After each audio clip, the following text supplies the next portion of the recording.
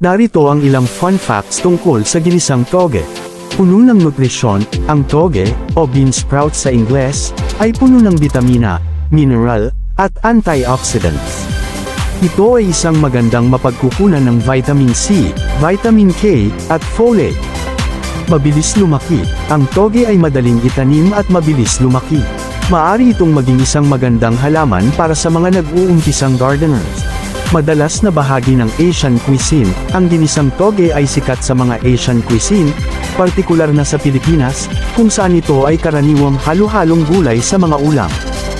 Kadalasang pampalasa, ang toge ay madalas gamitin bilang pampalasa sa mga stir-fry dishes, dahil sa kanyang makulay na texture at subtle na lasa.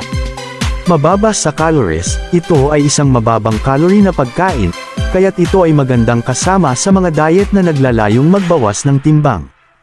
Galing sa munggo o toge.